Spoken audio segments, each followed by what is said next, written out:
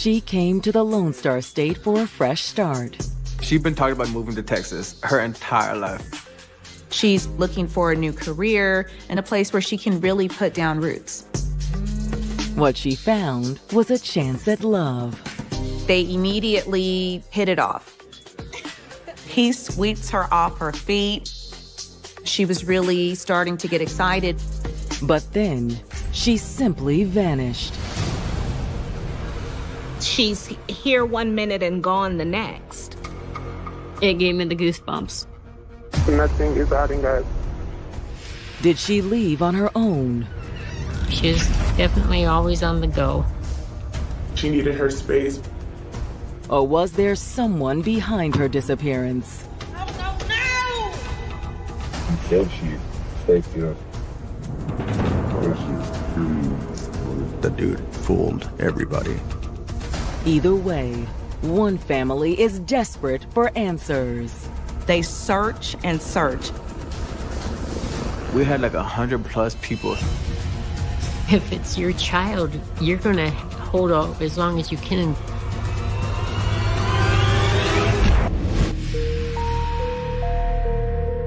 October 10th, 2016. It's Monday night in Fort Worth, Texas, a fast-growing city of close to 1 million. It plays second fiddle to Dallas, but Fort Worth is definitely a big, bustling city in its own right.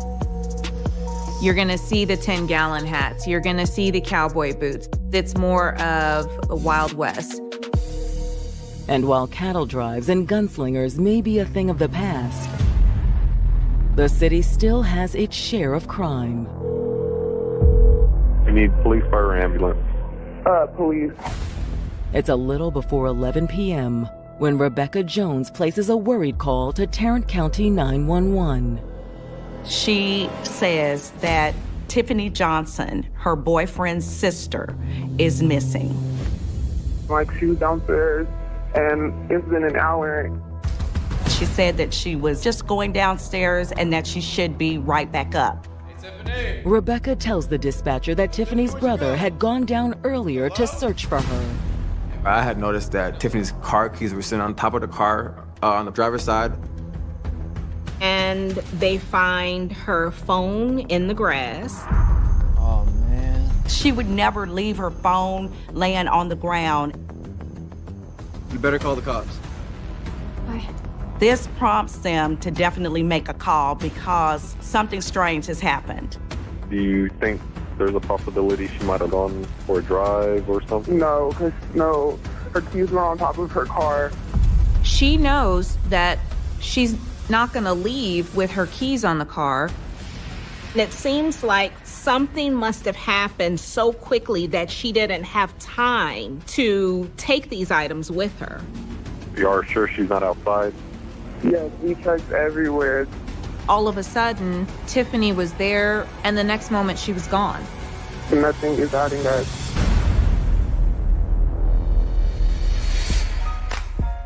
Growing up in Iowa, 25-year-old Tiffany was always trying to bring out the best in people. Tiffany is one of a kind. She has the personality to brighten up your day. She always just wanted to help people. She'd give up anything just to make sure the next person had it. As kids, Tiffany and her siblings were always inseparable. We were each other's best friends, like growing up. But her strongest bond was with her twin brother. We were peanut butter jelly. Those two were always close. They had a twinning feeling between them. She was always getting in trouble with Asher. She was a tomboy, really. She was definitely always on the go. But as Tiffany got older, her interests began to change. When she got into high school was when she kind of started going and doing her own thing. She just grew out of the tomboy stage, so she became a girly girl. She kind of got more into makeup and doing hair, and she started having boyfriends. She was actually fairly popular. After high school, Tiffany and her family drifted apart, and things like jobs and military service took them far from Iowa. That was kind of difficult. I know she was having a hard time with it too, but we tried to keep in contact as much as we could.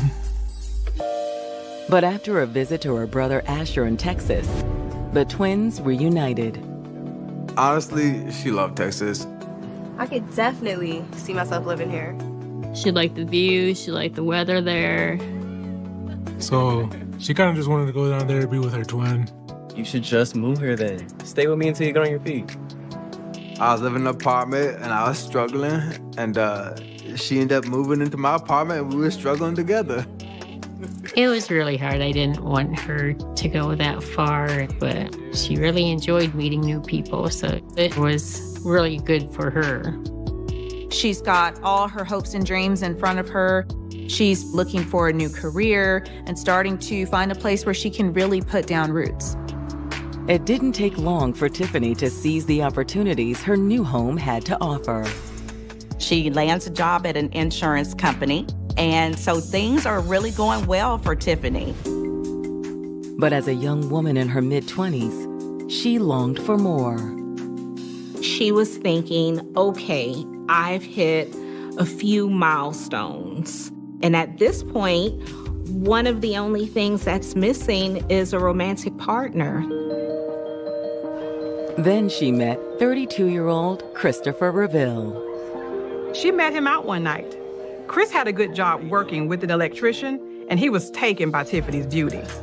Maybe we could do dinner sometime. Okay, yeah, I like that.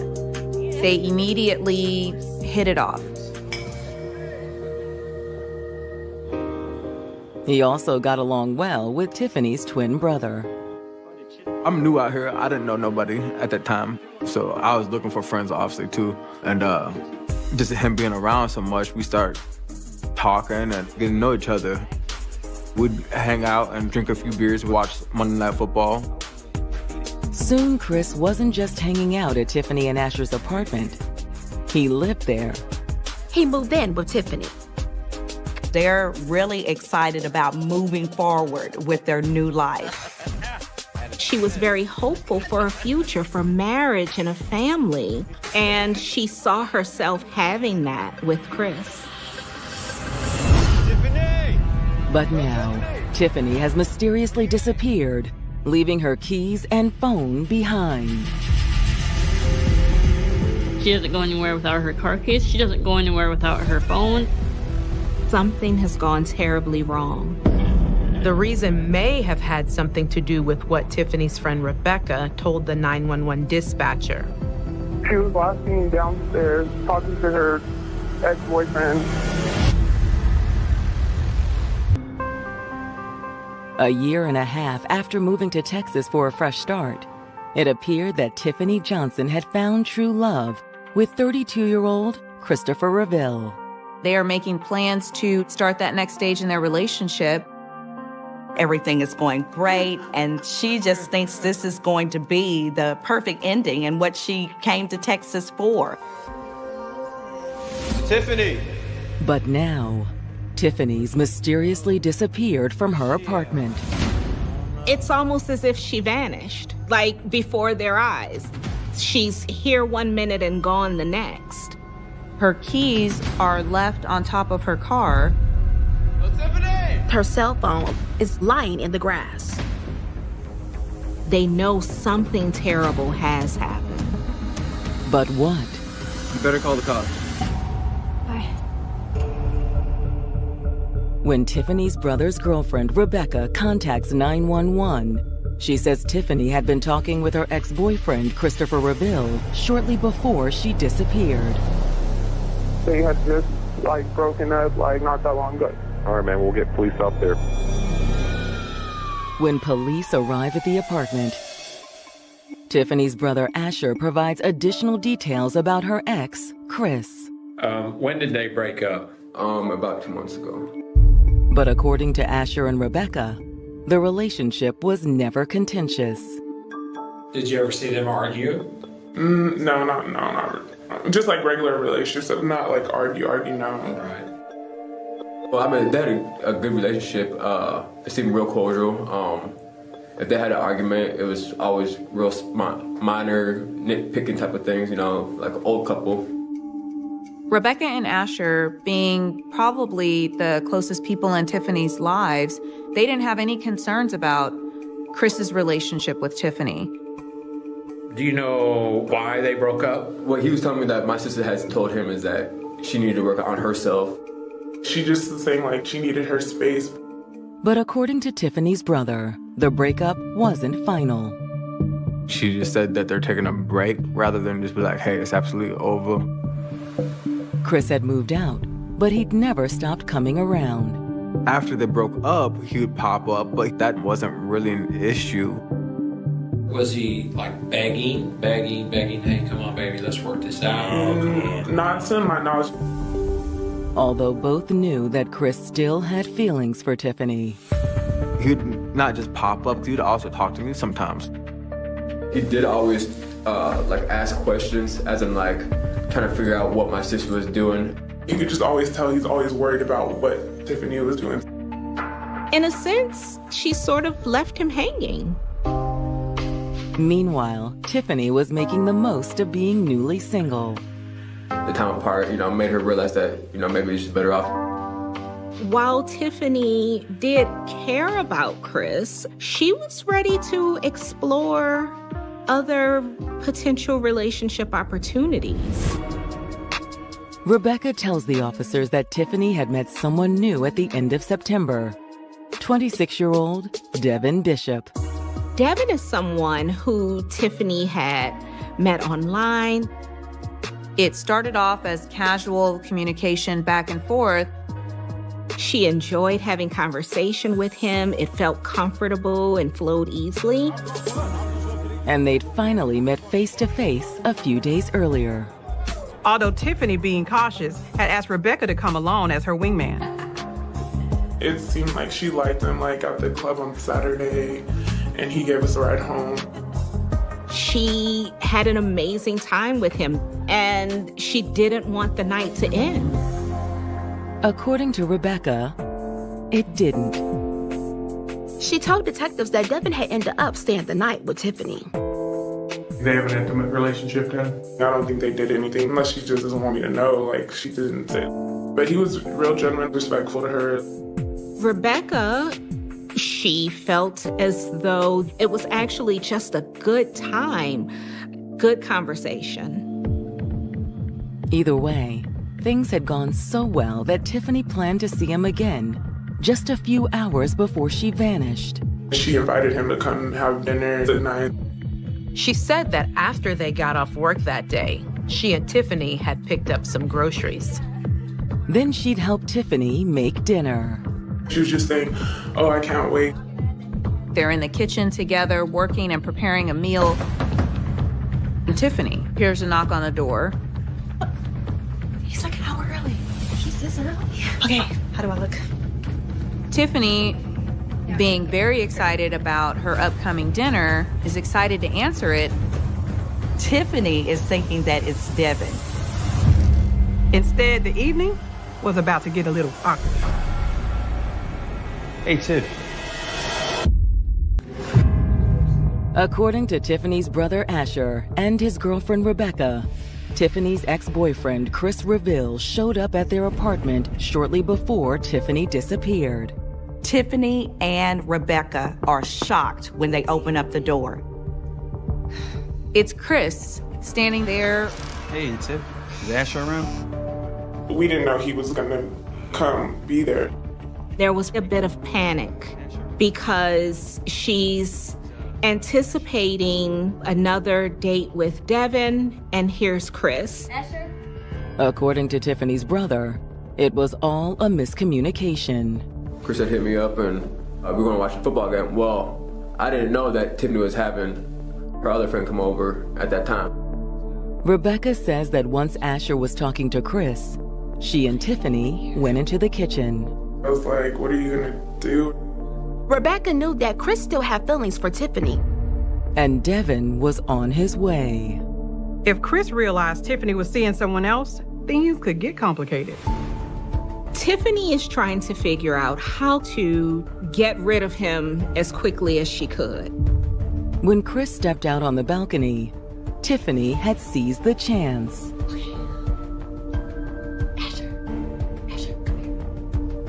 That's when she had notified me, hey, Chris needs to go. Like, it's gonna be awkward if they're both here.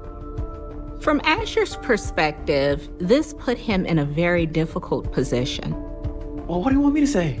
I don't know. Just figure it out. Do you have the rest of this?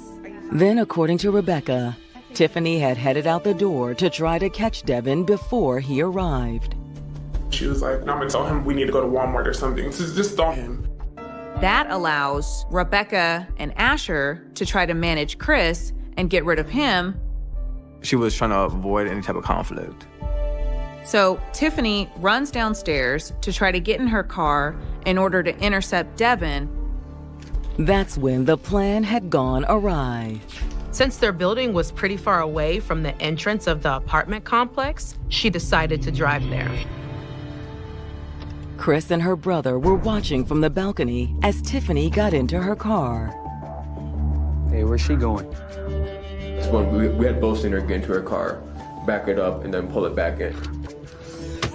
No! Tiffany texts her brother that her brakes failed.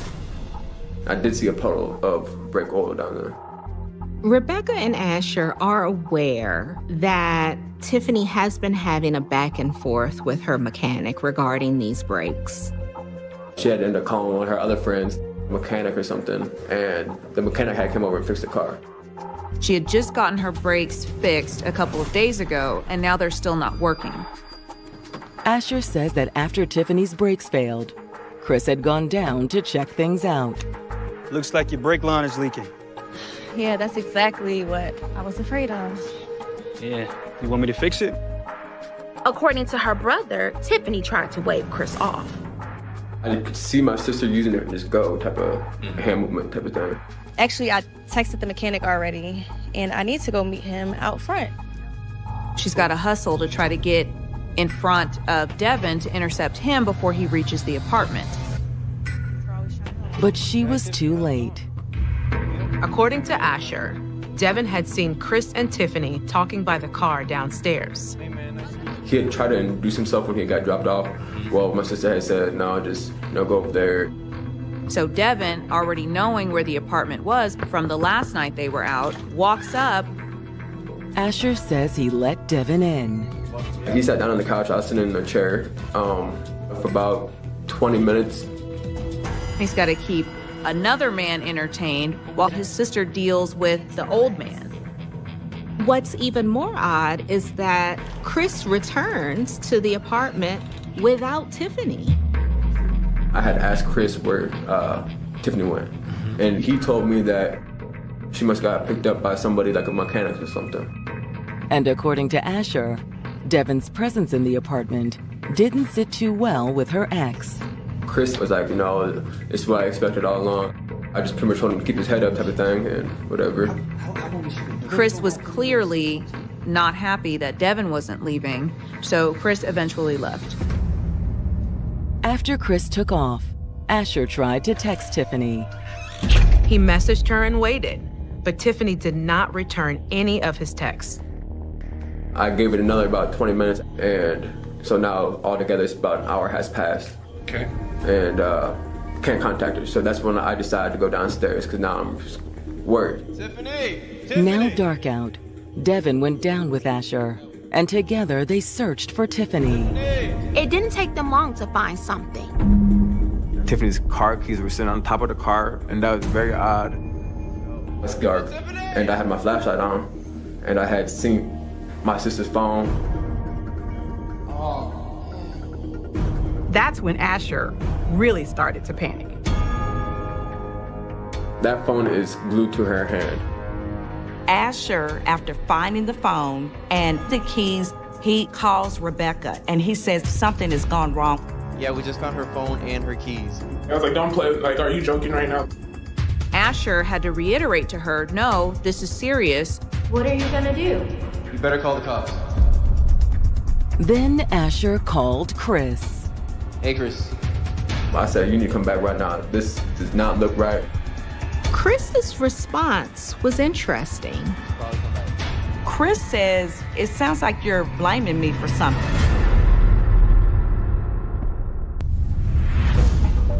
Tiffany Johnson's brother Asher says that once he realized Tiffany had disappeared, he'd called her ex, Christopher Reville. I kind of insinuated that he needed to show up right now because it's not looking good on his part.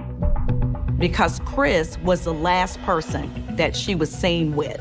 Asher wanted some answers. Are you coming? Okay. All right, bro. All right. Chris ultimately tells Asher that he'll be there as soon as he can. While waiting for Chris to arrive, Asher tells officers that Tiffany's would-be date, Devin, is still at the apartment. The police question Devin, who confirms everything Asher and Rebecca had said.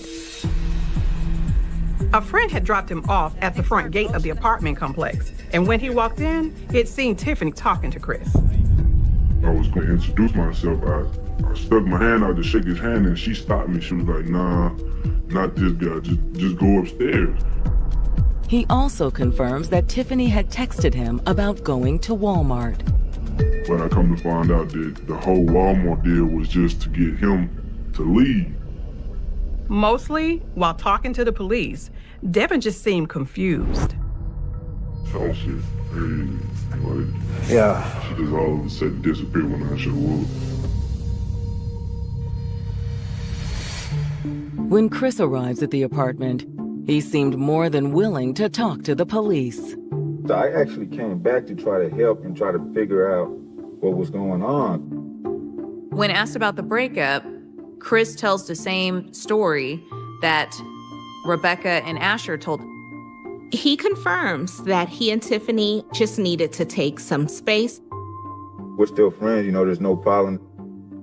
He goes on to tell police that he'd come over, expecting to hang out with Asher. And then he found that Tiffany was having some brake issues. And all he wanted to do was try to help her fix her car problems. But Tiffany shut him down. He's like, yeah, I'm calling the guy. He's supposed to come over here and take a look at it because I already paid him. He said that he felt like she didn't need him anymore, and that's why he went upstairs. And when Asher asked him where Tiffany was, he said she was with the mechanic because he thought that was the plan. I thought she was gonna be with the guy that was supposed to be fixing the brakes. That's what he said she had taken up. Chris's story, it adds up in many ways. Still, Chris was the last person who'd been seen with Tiffany. So just to be sure, officers ask Chris if they can search his vehicle. Chris was happy to oblige. They searched the front seat, the back seat, and there just appears to be a cooler and just some other junk in the car. We found no blood. We found none of her hair. We didn't find evidence of the violence that one would expect to incapacitate a person. And when officers look at Tiffany's phone, they find further confirmation of Chris's story. They find the text to a man named Lewis. The text said, "My brakes are leaking again." That's her mechanic friend. Police also see Lewis's response. He'd said he could come right over if it's an emergency. So at this point in time, Tiffany's text messages corroborates the story that Tiffany could have left with a mechanic. If you hear from her or she comes back, give us a call. Of course. We'll go ahead and get this filed at the station and we'll be in touch, okay, guys? All right. Thank you. When the case is handed over to detectives, they immediately follow up with the mechanic who Tiffany had been texting with just prior to her disappearance. Hi, this is Detective Heisey with the Fort Worth Police Department. This phone number appeared on Tiffany Johnson's phone records. Is this a good time for me to ask you a couple of questions? Yeah, go ahead. Lewis confirms that he had worked on Tiffany's car 2 days before she disappeared. Okay, so a day or two before. Right. He also confirms he had heard from Tiffany again around 9 o'clock that evening. She had texted me and said, hey, my brakes are leaking again. Lewis had previously told Tiffany that there was a possibility that her brakes would leak because of an aftermarket product he received from the auto parts store. So he wasn't surprised. I sent her a screenshot of the right part. And it was like, if she gets the part, I will gladly switch it for her. She said Tiffany never responded to the texts. He never leaves his house. Were you texting with Tiffany that night about the oil line? Me and my wife was in my living room. Oh, so your wife was with you? Yeah, my wife was with me. When the detectives followed up, his alibi checked out. Okay. His wife confirms that Lewis didn't leave the house, which meant that the detectives were back at square one. With no other leads, detectives reach out to Tiffany's mother, who lives in South Dakota. First of all, I'm sorry that we have to be in this situation where she has come up missing. We are working on trying to locate her. I knew something was wrong. It was just really weird. I don't know what they call it, but I knew. Without knowing the details, Tiffany's mom immediately tells the detectives to look at Chris. My first thought went to him. You just didn't get a good vibe from him. Not a very good vibe, no. She didn't feel good about the relationship. He was always jealous of her, very possessive. I hated it. But, she believed that she could take care of herself.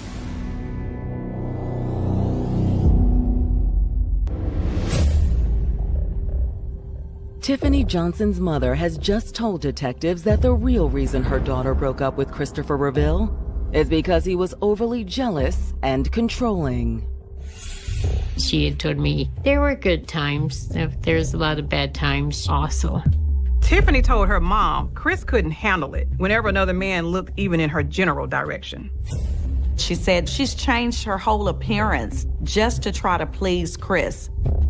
She couldn't wear this, couldn't wear that because other guys were looking at her.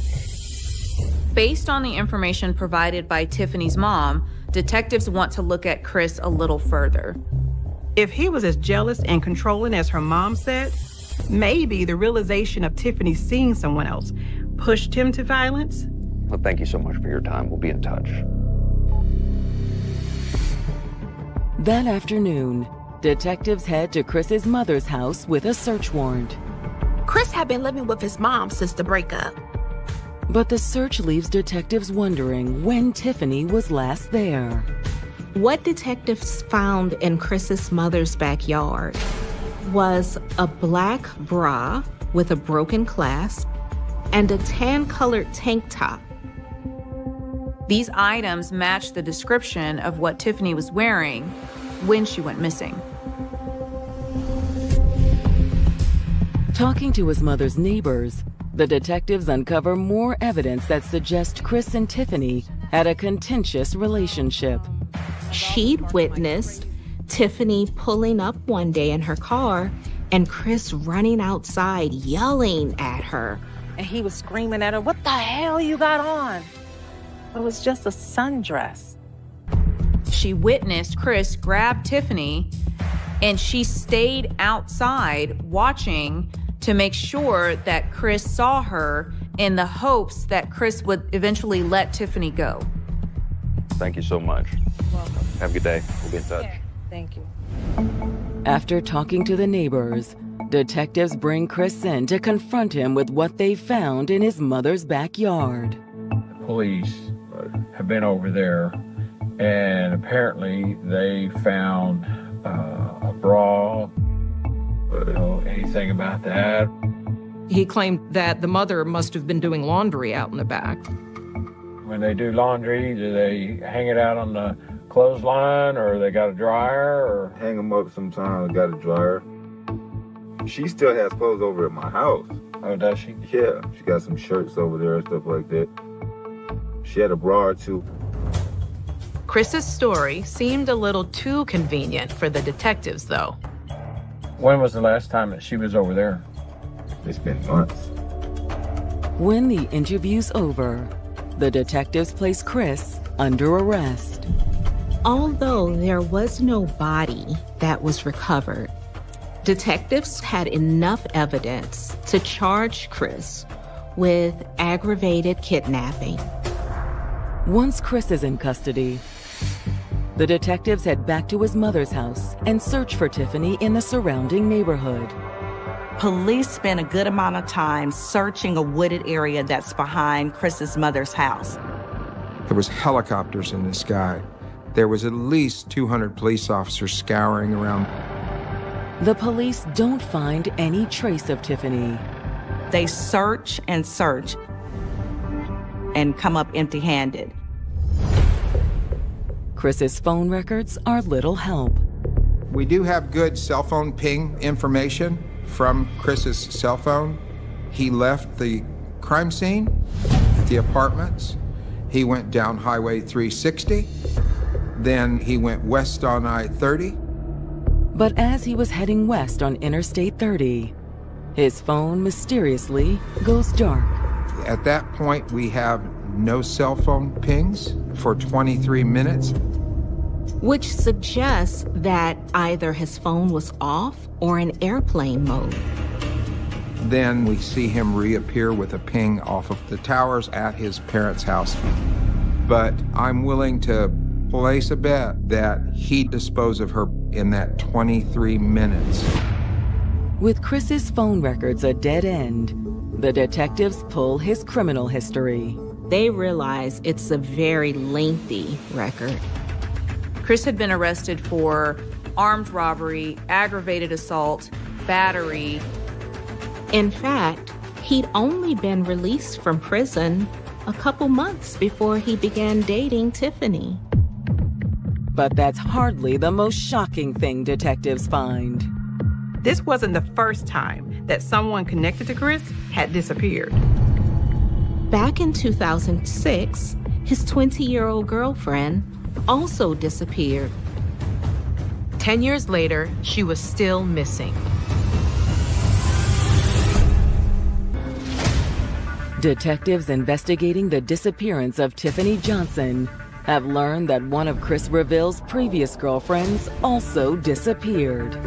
In 2006, a young woman who was involved with Chris went missing. Her name was Taliba Islam. They had a child together. And the details of her disappearance were eerily similar to Tiffany's disappearance. Similarly to Chris and Tiffany, Chris and his previous girlfriend had also broken up. On the day that she disappeared, the last person known to have been around Taliba was Christopher Reville. That's a pretty big coincidence. Oftentimes, if someone believes they've gotten away with a crime, they follow the same pattern. For Tiffany's brother, Chris's pattern was crystal clear. He was a serial killer. The dude fooled everybody. Taliba's case really opened up our eyes to the stuff that he's capable of. To find out there's another girl that went missing, it gave me the goosebumps, shivers all up my spine. Do the dual disappearances really mean that Chris is a serial killer? When forensic experts recover deleted texts from Chris's phone, they reveal the depths of his obsession with Tiffany and his anger over the breakup. What they found was shocking. Ranting text messages sent by Chris. "You broke my heart. I can't believe you did this to me. I won't rest until I'm looking in your eyes and saying my vows." However, while the detectives believe they've uncovered a motive for murder, they still don't have the victim's body. The case is drying up. They're not finding any new evidence that points to where Tiffany is.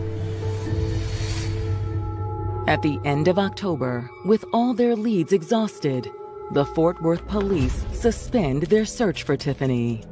But Tiffany's family is not having it. Tiffany's family joins up with Taliba's family and demand that the Fort Worth police department reach out to FBI and every other available resource to help them locate their missing family members. If it's your child, you're going to hold off as long as you can until your child is found. However, just because the authorities have abandoned their search for Tiffany, they haven't given up on holding Chris accountable for her disappearance.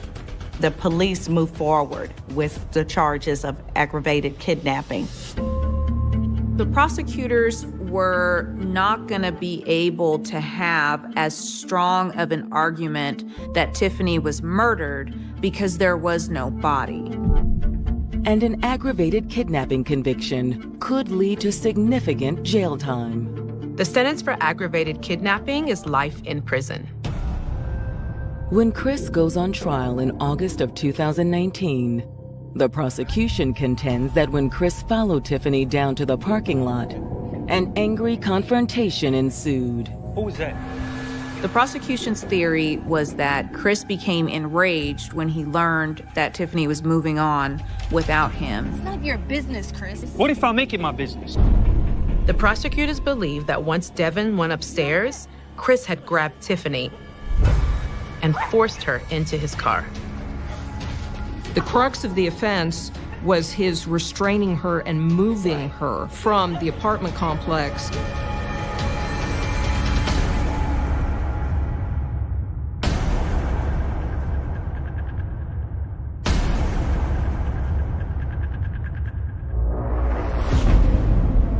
What happened during the time Chris's phone went silent remains a mystery. We're not obligated under the law to prove what happened to her, because the truth is, we don't know. However, one thing is certain. She's not here with us anymore. And according to the prosecution, there is only one person who could be responsible. The evidence against Chris was substantial. The fact that he was the last person to see Tiffany, the fact that he drove to his parents' house before he returned back to the apartment scene, and the fact that Tiffany's clothes were at his parents' house. Chris's defense sticks to his claim that Tiffany left the apartment complex with someone else. Chris's defense team maintained there was no evidence to connect him to Tiffany's disappearance.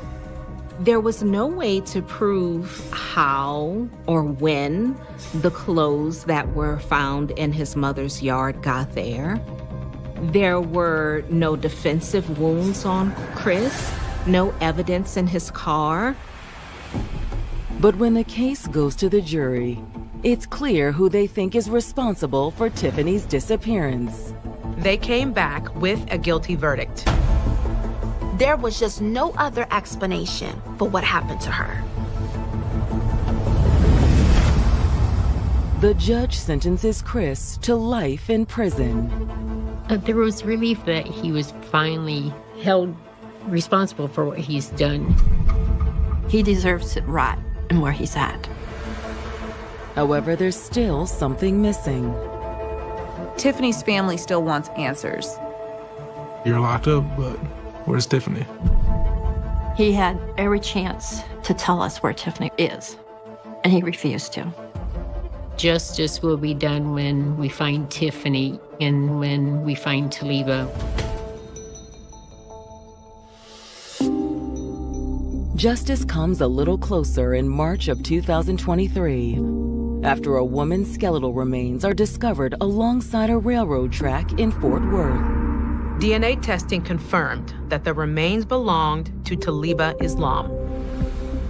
But for the moment, we were all just kind of wondering, what the heck, how, what's going on? And then somebody got the confirmation that it was him. We just all started crying. He had such a positive vibe to him, like a want for more, for himself and his friends, everyone. This is in broad daylight, right in the middle of an intersection that's very busy. There were plenty of witnesses on the scene who saw, somebody get out of a car, go up and shoot. So we knew that it was an intentional act. We knew that it was a homicide. She had what he was missing, he had what she was missing. It sounded like a great partnership. Then she starts really ghosting. He couldn't get a hold of her. She wouldn't answer his phone calls. And he had funded, like, everything. They know what we did. They know everything. I don't think you should be talking right now. It's a sinister thing to do. She's an evil person.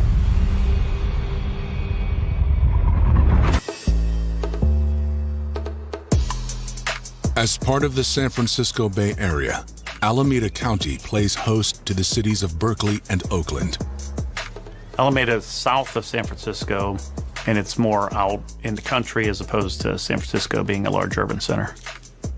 It's sort of like a suburb. Alameda County is more subdued. But on July 13th, 2016, just after 1 p.m., the serene surroundings of Alameda County were suddenly disturbed. It was a warm summer day. Meekland and Blossom is a really heavily traveled intersection in the middle of unincorporated Hayward. All of a sudden, out of nowhere, people started hearing gunfire.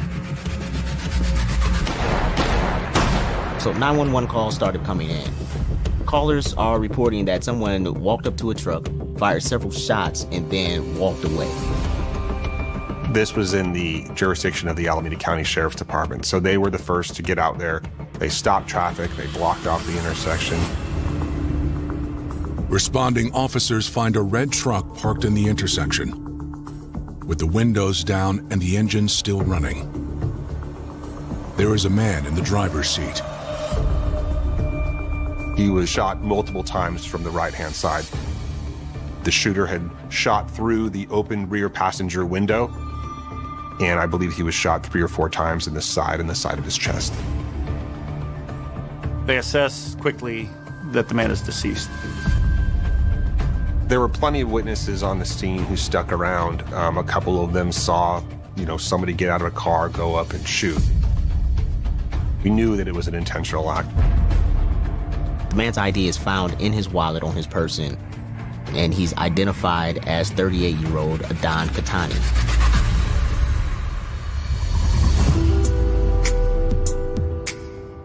Adon Khatami was born on April 13, 1978. He was raised alongside his 3 siblings in San Francisco. His dad was Jordanian, and his mom was Nicaraguan. And his mom's like super tall. I think his dad was short. His grandma was like the matriarch of his life and his family. Like, he respected her so much, and she was very classy, very put together woman. He would always, straighten up and make sure his shirt was buttoned, and, whenever it came to his grandmother and stuff like that. So he was definitely raised with like a lot of like morals and respect.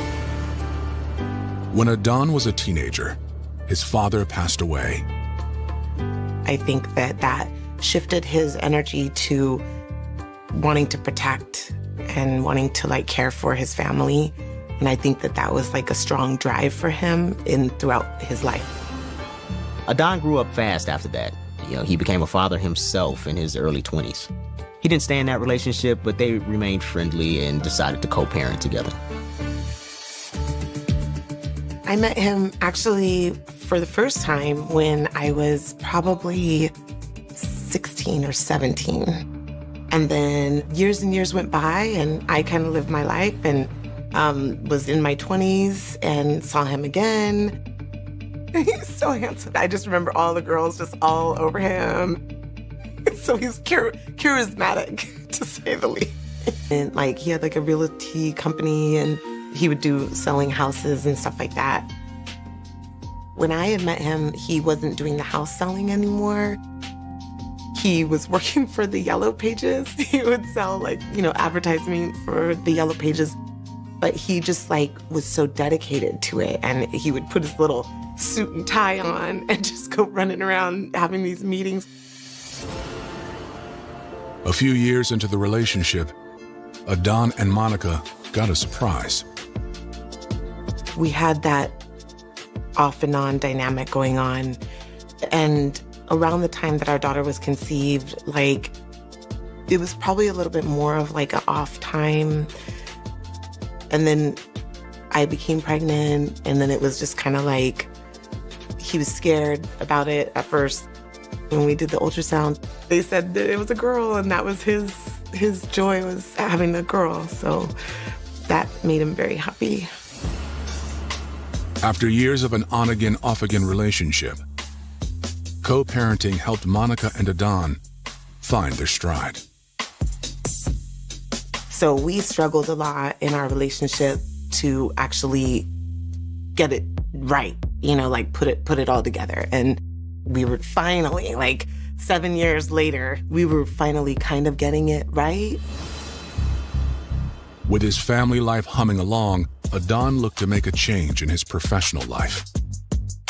He would always talk about how he wanted his own business so that he can feel laxed in the sense of knowing that he could provide for his son and his daughter. That was his drive. That's when he wanted to open up a cannabis club. Around this time, cannabis has just become eligible to become legalized, pending an election later on that year in November. In 2016, the cannabis industry was in its infant phase, as I call it. It was a newborn. It was an idea of what you wanted to do, but no real understanding of how to get there. When he was working in real estate, he had money saved and put away, large amount, so that he can save for his business. He always knew that one day he would have a business. So that was his put away money that he saved for this. And so when the time came and he thought he was going to be able to open this business, he literally took everything that he had. So there's over a dozen cannabis licenses. And so depending on how big your ambitions are and how deep your pockets are is kind of which one you go for. And so Adon obviously had the means to go forward with that. In order to start up a cannabis business, it's a very odd process, especially in California, to where the first thing you do is you go to your local regulators. So that would be your city municipalities, your counties, depending on where you are. And you fill in an application if there are application spaces available. And it's hyper competitive. You have to do great outreach. You need to know your community. You need to know the people. You need to know the rules. Any business that is serious business, you have to let the community know that you're going to be there, especially owners. This coveted permit.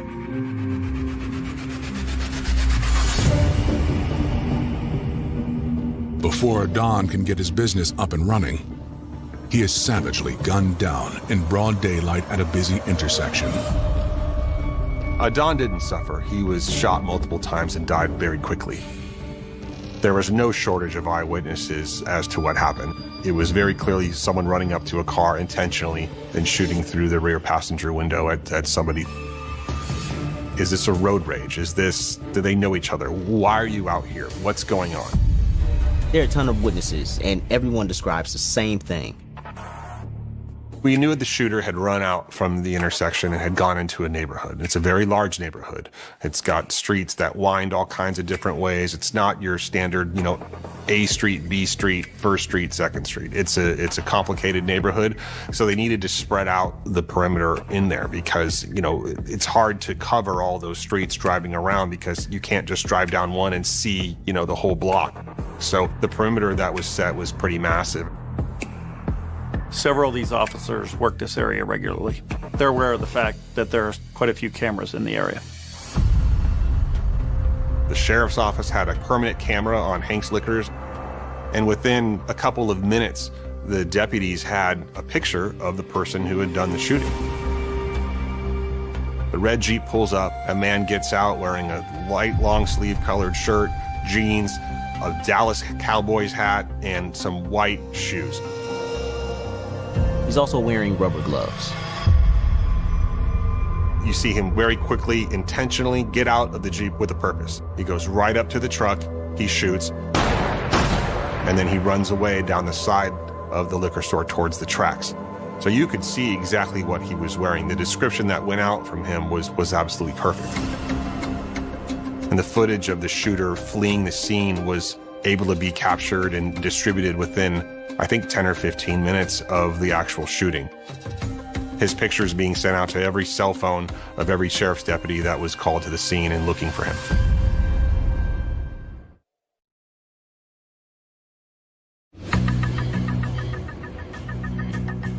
Armed with surveillance images of the man who gunned down Adan Khatami at a busy intersection, helicopters, K-9 units, and patrol cars with the Alameda County Sheriff's Department launch a manhunt. The shooter runs right up and intentionally does this very quickly. You wonder why it happened. You know, was this a road rage incident? Had they got into it? Did they know each other? Did somebody cut each other off? That was completely unknown. It isn't long before a potential suspect is spotted. The image of the shooter fleeing the scene was sent out to all the sheriff's deputies in the area via, I believe it was an email, and they had the photo on their phones. And so as they're canvassing the neighborhood looking for it, they see someone sort of matching the description, clothing slightly different, no long sleeve shirt, like walking down the road looking a little sweaty. He was strolling down the street, you know, trying to look like he was out for a leisurely jog. In a situation where you think it may be dangerous, you don't want to let that person know what you know. So they engaged him in a way, hey man, what's up? How you doing? What are you doing out here? And then the person's answers started to not make sense. The shooter was pat searched and made sure he didn't have a firearm on him, but as it was not certain he was the actual person yet, they pull some rubber gloves out of the back of his pocket. And I'm like, what are those doing there? Because the shooter appeared to have been wearing gloves as well during the shooting. They place the man in the back of a patrol car. As the shooter's sitting in the back of the patrol vehicle, he's actually trying to make a phone call to somebody, and the deputies saw that and took his phone away from him. He tells them that his name is Johnny Wright and he is from Memphis. He was forthcoming about his name. He told them who he was, told them where he was from, and then he was brought back to the station to be interviewed. Johnny doesn't admit or deny involvement in the shooting. But what he does say gets their attention.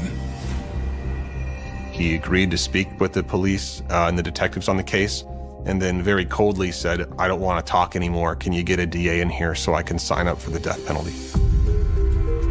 Which is a very odd thing for a suspect to say in an interview, basically asking to plead guilty and get, you know, what would have been beyond the maximum punishment in the case before ever having gone to court. He appeared to not have any remorse or regret. He didn't appear overly emotional. He didn't appear angry. He appeared that he'd taken accountability for what he did. He knew he was caught, and he knew he was, you know, going to go to prison for a long time. Johnny is arrested and charged with murder. Detectives know that they have the shooter, but there's still a lot of questions.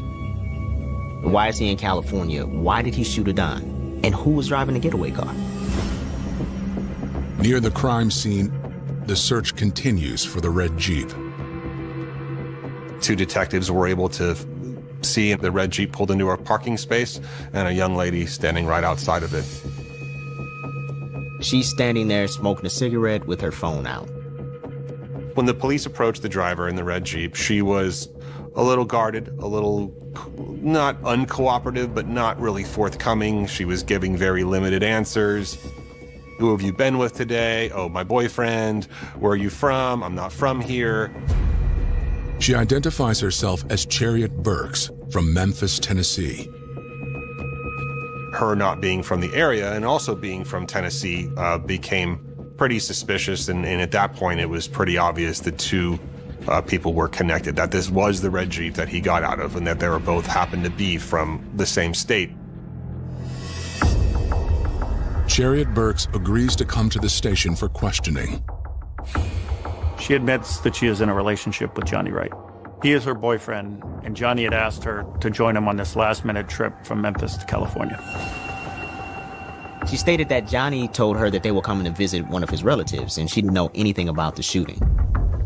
She admitted to being the driver in the car. She gave varying accounts of, you know, what she knew, what the reason was that he got out of the car, whether she knew he had a gun or not. At first she was saying, I didn't know he had a gun, but then I might have heard it rack. I don't know what it was, why he got out of the car.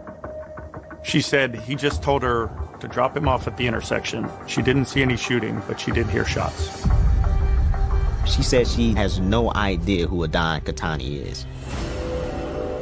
Nonetheless, detectives are confident that both Chariot Burks and Johnny are responsible for the shooting.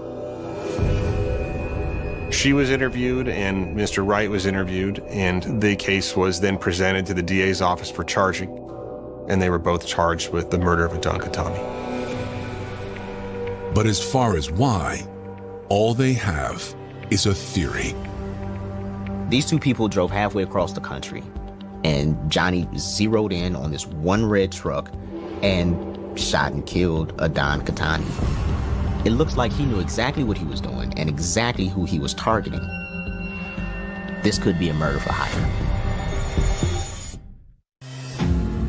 Within hours of the shooting death of Adon Khatami, California investigators have made 2 arrests. The alleged shooter, Johnny Wright, and his girlfriend turned getaway driver, Chariot Burks. These two traveled from Memphis, and it appears that Johnny came solely to kill Adon. So investigators pretty early on suspected that he had been hired to carry this out. If this theory is true, investigators must now answer the next question. Who hired Johnny to kill Adon? 90% of homicides happen between people that have some connection to one another. So the logical thing to do is to look for people that they may have had some conflict with, whether it's an ex-boyfriend or ex-girlfriend or anybody in their life like that. So the detectives are going to go around and interview those people and see, where they were, what they knew about it. Investigators speak with Adon's family members, including the mother of his daughter, Monica Palau. She reveals a harrowing detail. Adon was actually on his way to daycare to pick up his daughter when he was shot. A friend called her and said that some other friends saw Adon's truck surrounded by cop cars. Something bad had happened, and she didn't know if her daughter was with him or not. He was supposed to pick up our daughter. So my little sister said, I'll drive you to the daycare. And then when I went to the daycare, she was still there. Relieved but still frightened, Monica went to Adon's house where friends and family had gathered, waiting for news. Everybody in his family, his ex-girlfriend, were genuinely and completely surprised by this. He didn't really have those type of enemies in any way. He didn't have really acrimonious relationships with the mothers of his children. He was doing well for himself, and it wasn't obvious who his natural enemies would have been, if any. He was a go-getter, and getting to know him through his family a little bit. He had a daughter. He was a guy who was involved in a lot of different things. He wasn't a criminal. He wasn't a bad person. He was a kind of an entrepreneur. Detectives learn Adon was trying to better his life and the lives of his kids via a new business venture. His family said, well, you ought to talk to his business partner. And the police were, business partner? Who's that? Her name's Takesha Upshaw. He met Takesha, and she became a friend, and they talked about their passion for medical cannabis. No other small business startup requires this level of scrutiny. So trying to juggle all of this is more than usually one person can handle. I think that's where Adon ran into. I think that he ran into a situation where he just realized it was so much. And that's where Takesha came in. You gotta shake hands, you gotta smile, you have to be definable. And she was good at that. The community can be your greatest cheerleader, or they can be your worst fear. She had a face, she dressed the part, she really went for it. And people loved that. Adon's job was behind the scenes, where he provided a much-needed cash flow. It cost quite a bit of money to get in. Minimum $250,000. You're talking about leases, insurance, licensing fees that can be a lot on their own, especially local licensing. His back of the business was him funding like everything to get it going, everything to get it off the ground running, any type of fundraiser stuff or anything that they needed. That was his position. Her position was the light, the spotlight, the front and center. So they were able to come together. She had what he was missing, he had what she was missing. It sounded like a great partnership. He had secured the property. He had secured the lease. He had some of the connections for, you know, the building and getting the lease and some of the seed money, and she was kind of the public face of it. But Adon's family reports that after several months of momentum, the partnership started to sour. He was approaching me and he was just like, I feel like she's kind of being distant. She's not really responding to my calls and stuff like that. They had an important date coming up where they would learn if they got the permit from the Planning Commission, and he was panicking. He got very concerned, and he went to his uncle, I believe, and who had worked with him in real estate, and they were looking at other options, and that's where they came up with this buyout offer. They thought they were going to get a permit. They had people in the city telling them, we're going to help you get this permit. They thought that they were going to be able to open a highly lucrative and highly successful cannabis business in California. Those are businesses that make a lot of money if you can get a permit to operate one. As the date neared for the Planning Commission meeting, both thought that they were going to have a successful, valuable business. And at the time when their business relationship started to dissolve, Adon demanded to be bought out for over $1 million. You need to buy now if you're going to do this on your own. His request was met with silence. Then she starts really ghosting, like ghosting. And at that point, he was just very frustrated because he couldn't get a hold of her. She wouldn't answer his phone calls. And he had funded like everything. As investigators ramp up the interviews, the next order of business is clear. All of this new information about Takesha Upshaw is really concerning. They immediately start doing some digging on her, like, who is this woman? They learn that Takesha worked hard to curate her image in the Bay Area.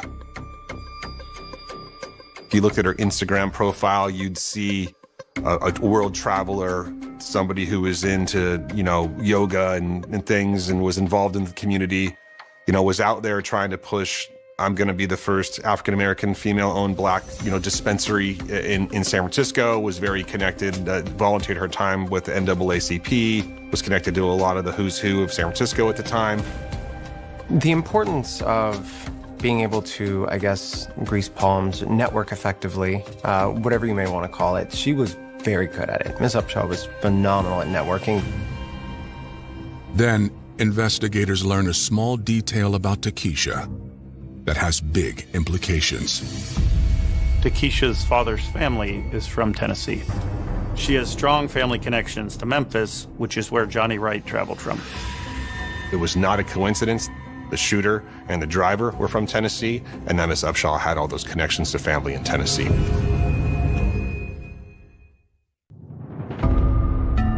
Investigators have learned Adon Khatami's business partner has family ties to the same hometown as the man who allegedly gunned him down. The theory is somebody hired Johnny Wright to shoot Adon. Then they learn Takesha Upshaw is from Memphis, just like Johnny. It seems like more than a coincidence with all the money and reputation that was on the line. With Adon backing out of the business, was Johnny bought as a hitman? Johnny is behind bars and he's not saying anything. However, they have his cell phone. We get a search warrant. We download the contents of his phone. It's a burner phone, so it's not a lot of information on there, but what is on there is really suspicious. The text message exchange was uncovered. Johnny saying, waiting for a deposit as soon as it's complete, lights out. And then the other person saying, okay, I'm trying to get it to you. That became obviously very suspicious. And then the question became, who is this person that's exchanging text messages with Johnny Wright? So that became the focus. Where did this text come from? Who is it sent to? Who is on the other side of this? But the other phone number is also linked to a burner. And so we had to track that phone, not with the number, which wasn't connected to anybody, because you could put in Daffy Duck as your subscriber information, and that's not going to tell anybody anything. So then it became getting a search warrant for that phone and looking at the location in which these calls were being made from. So as the search warrant returns were coming in for the burner phone that was sending Johnny Wright text messages, then we find out that, this is locating at Miss Upshaw's house. Most people will think that if you go buy a burner phone and you make calls on it, it's not going to ever really come back on you and be traceable to you. But we're going to get location information off of that. This opens up a Pandora's box. So now investigators are going to open up Takesha's phone records. Not only did her personal cell phone contact these certain parties in Tennessee, but that burner phone was also contacting certain people in Tennessee. And the timing of those, compared to when the burner phone was fired up, it's almost like it was obvious she had her personal cell phone in her hand and she calls someone and says, I'm going to call you from my other phone now, hangs up that phone call, and then immediately uses the burner phone to connect with that person and then never uses her personal cell phone again. So it was like the handoff from her personal phone to, now I'm going to do some dirt. Investigators placed Takesha's home under surveillance. They see people coming and going with duffel bags. It's all speculation, but it looks like she's already moving and selling product illegally. Detectives continue to keep an eye on Takesha while building a case for her arrest. The big focus here is on the phone records. They realized early on that getting access to these is going to be key to solving the case. There was, I think, 16 warrants for 16 cell phones, both here in Tennessee that were we got search warrants for, that we had to make the connections to find out where the calls were being made from. And the more we looked into it, the more central it got that the person that was doing the communicating with everybody, and on the other side of those text messages saying they're trying to get money together, was somebody that was making an awful lot of phone calls from Takesha Upshaw's residence. Eventually, investigators hone in on another name. Wesley Brown popped up in the investigation based on the fact that at some point a couple of days before the homicide, the burner phone, stops being oriented and located within Miss Upshaw's residence at that location and moves to another location. It appears that she dropped the phone off in Berkeley at Wesley Brown's house. Wesley Brown was a friend of Takesha's. They had grown up together, they had known each other, and apparently a couple days before the homicide, she drops off this burner phone over with him, and then he both makes and receives a couple of phone calls from the burner phone of Johnny Wright.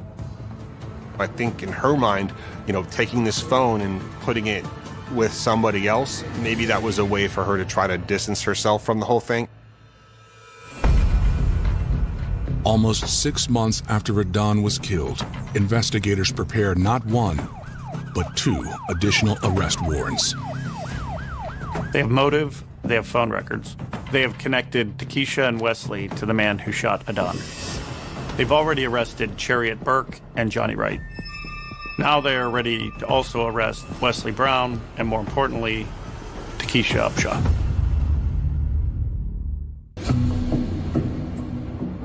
Almost 6 months after Adon Khatami was gunned down in broad daylight, investigators arrive at the home of his former business partner, Takesha Upshaw, to place her under arrest. They believe that Takesha resented Adon because of his insistence on her buying him out of his stake of the business. She interpreted him backing out of the partnership as betrayal, and she hired someone to kill him in retaliation. What had happened was someone had vandalized one of her cars or done a hit and run on one of her cars. And so she called at some point in the previous 6 months to make a report on it. And so the deputies called her back and say, ma'am, we're following up on that report. Can you come outside? She's walking out of her house in her slippers. She's waving down the deputy in the street, and then 2 deputies secure her, grab her. Following the arrest, they conduct a search of Takesha's home. They found lots of cell phones. They also uncovered a large, illegal marijuana grow within her residence. This is back when you couldn't do that in California. and they seized a lot of items from her residence. The grow area, I believe, was in a basement down below. She ended up being charged with that as well. Wesley Brown was arrested simultaneously. We didn't want them to communicate with one another, or it's not uncommon to arrest two suspects at the same time so they don't know that it's coming.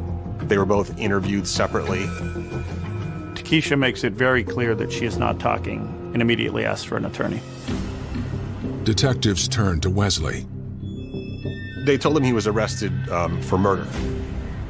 His reaction was somewhat shocked by that. He admitted to having a phone, making some phone calls, said he didn't really know what it was about, which we couldn't disprove. He asked for a lawyer. He didn't want to give much of a statement. With Takesha and Wesley unwilling to speak with investigators, they take a gamble that they might talk to each other. Shortly after he was arrested and they finished the interview with Miss Upshaw, they stuck him in adjoining cells that, unbeknownst to Miss Upshaw and Wesley Brown, was being recorded by a hidden microphone.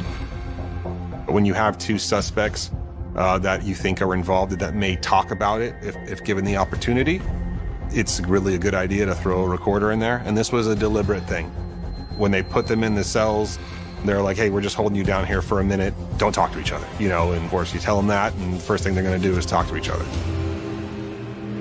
Are they home? Yeah. So what's going on? I have no idea. They got me on murder. Why? So using the cell phone technology, they know what we did. They know everything. Don't say nothing. And his initial thing to her was, they got me on murder. And he seemed a little bit surprised by what was going on. And immediately she sort of told him, hey, don't talk, don't say anything. She wasn't surprised that she was being arrested for murder. I mean, I ain't going to, but they already know, Keisha. I don't think you should be talking right now. She's telling him, you shouldn't have said that. Don't worry, I'm going to get you a lawyer. Because very clearly he was a little confused by what was going on, and she was given the direction to keep his mouth shut. The recording happened about the first hour of them sitting there. At the end, they take them out and process them into the main jail, and the detectives, go grab the recorder and start listening to it, and it became a very helpful part of the case. Just the way people are talking to one another. Sometimes it's not what you say, it's how you say it. So the DA's office decides to file a murder charge, and once they did, we filed the charges and then joined all four defendants together. But that doesn't mean all four will see their day in court. All charges against Wesley Brown are dropped. We could not prove with the evidence we had that he knew that there was going to be a murder committed or that he was involved and had the intent to do that, so we dismissed the charges against him, the murder charges. The murder charges against Chariot Burks are also dropped. The decision of the prosecutor who had the case before me felt it was appropriate to resolve the driver's case and plead that person to an accessory to murder. As for Johnny Wright and Takesha Upshaw, prosecutors take aim. I wanted to make sure that you have to know the case good enough to teach it to 12 random people who don't know anything about it, who all have different backgrounds and different ways they feel about things, in order to eliminate anything other than a guilty verdict, and that's what I had to do.